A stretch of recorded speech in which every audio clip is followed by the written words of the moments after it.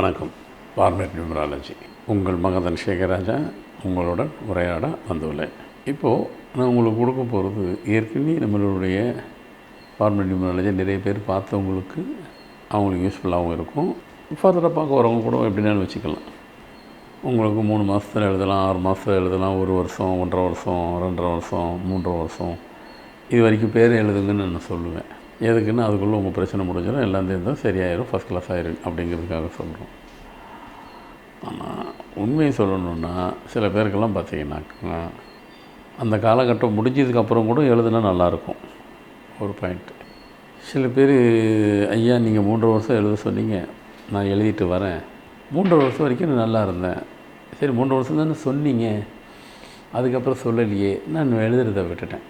ஆனால் அதுக்கப்புறம் எனக்கு வந்து ஒரு 6 மாதம் பார்த்திங்கன்னா 6 மாதம் கொஞ்சம் ட்ரபிள் கொடுக்குது, எனக்கு சந்தேகம் வந்துடுச்சு, கொஞ்சம் எழுதி தான் பார்ப்பேன், எழுதுனா நல்லாயிருக்கு இது அப்படின்னு சொல்லி ஃபோன் போட்டு கேட்டார். நான் சொன்னேன் அது சரியான்னு கேட்டார். கண்டிப்பாக சரி, அப்போ நீங்கள் சொல்லியிருக்கலாமேன்னு கேட்டார். நான் சொன்னேன் 3 வருஷம் சொல்லும் போகும்போதே நிறைய பேர் வந்து 3 வருஷம் எழுதணுமா அப்படிங்கிறாங்க. நான் வந்து 10 வருஷம் 15 வருஷம் எழுதுன்னு வச்சுக்கிறேன், எழுதவே மாட்டாங்க யாருமே. ஆனால் உண்மையான இது ரீசன் என்னென்னா, என்னை பொறுத்த வரைக்கும் 2 பாயிண்ட் இருக்குது. ஒன்று, உங்களுக்கு பிரச்சனைலாம் வரா போல் எப்பப்போ சூழ்நிலைலாம் இருக்கோ அப்போ நீங்கள் எழுத ஆரம்பிங்க, பிரச்சனை தீர்ந்துடும். ஒரு பாயிண்ட், அதாவது உங்கள் டியூரேஷன் முடிஞ்சதுக்கப்புறம் கூட எழுதி கொடுத்த காலகட்டம்.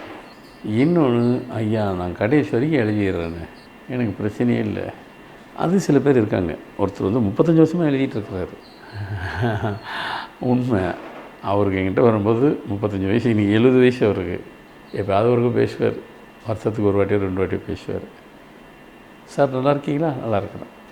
ஆனால் என்ன மேக்ஸிமம் பேசும்போதெல்லாம் ஒவ்வொரு நாட்டிலேருந்து பேசுவார். ஏன்னா அவருக்கு 5 பொண்ணு ஒவ்வொரு நாட்டில் இருக்குது.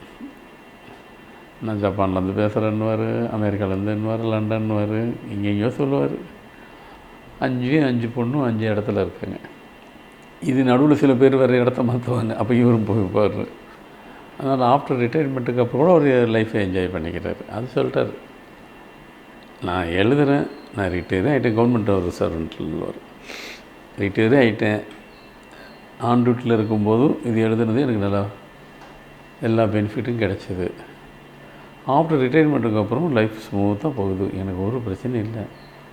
இப்போ நான் 70 வயசு தொட்டுட்டேன் ஐயா, நான் இப்போ கூட எழுதுகிறேன், என்னமோ எனக்கு எழுதுனா நல்லாயிருக்கு, எந்த வெளிநாட்டுக்கு போனாலும் நாங்கள் நோட்டை வாங்கி எழுதிடுவேன். இவரை மாதிரி நிறைய பேர் பேசுவாங்க, அதில் எனக்கு சந்தோஷம் தான், கரெக்டு தான் அது.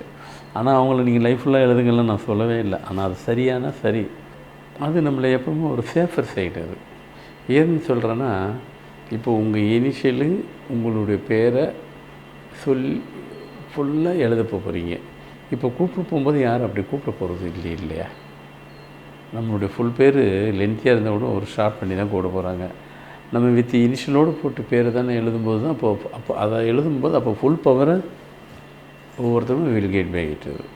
ஆனால் நம்ம கூப்பிட போகும்போது பாதி தானே, அப்போ சுருங்கிறது இல்லையா, அப்போ முழு வைப்ரேஷன் கிடைக்காது இல்லையா? அதோட சேஃப்டிக்கு நம்ம எழுதிட்டாக்கா ஃபுல் வைப்ரேஷன் நம்ம வந்து ரிட்டன் பேக் எடுக்கலாம். இல்லை அப்போ எழுதுறது தானே நமக்கு வந்து சேஃப்டி. வாழ்க்கையில் எவ்வளோ வேலை இருக்குது, எவ்வளோ சாதிக்க வேண்டியது இருக்குது. இந்த எழுதுறதுனால என்ன குறைய போகுது? அதனால் நமக்கு வந்து லைஃப்பில் பெனிஃபிட்டு தான். ஒரு பிரச்சனையும் நம்மக்கிட்ட வராது. அதையும் மீறி இல்லையா வந்துடுச்சு, வந்த இடமே சேவ், அதனுடைய இது தெரியாமல் போயிடும். பிரச்சனையாகவே இருக்காது, போயிடும், ஈஸியாக போயிடும், ஆச்சரியமாக இருக்கும். அது இந்த பேர் எழுதுங்க, அதெல்லாம் அவங்க நடந்துடும். நம்ம தலைக்கு மேலே வரும், நம்ம எழுதிட்டே இருக்கிறோம், அப்படியே போயிடும். ஆமாம், அதெல்லாம் நம்ம பார்த்துட்டு தானே இருக்கிறோம். ஸோ அப்படி பவர்ஃபுல் நம்மளது ஆர்ஸ் பவர்லாம் இருக்குது இல்லையா? அதனால் இது வந்து ஏற்கனவே பார்த்தவங்களுக்கும் இனிமேல் பார்க்குறவங்களுக்கும் கொடுக்குற ஒரு லிட்டில் அட்வைஸ். இது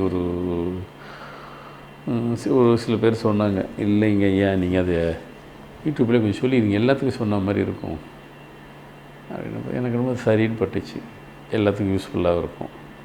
அதனால் உங்களுக்கு பிரச்சனை வரும்போதெல்லாம் எழுதுங்க, உங்களுக்கு சொன்ன டியூரேஷனை தாண்டி எழுதுங்க, ஒன்றும் தவறு கிடையாது. ஏன் காரணம் எல்லாமே சொல்லிட்டேன். சரிங்களா? ஓகே, எனிகோ. இத்துடன் இந்த நிகழ்ச்சி நிறைவு பெறுகிறது. மீண்டும் புது நிகழ்ச்சியில் புது தகவல் உங்களை சந்திக்க வருகிறேன். நன்றி, வணக்கம்.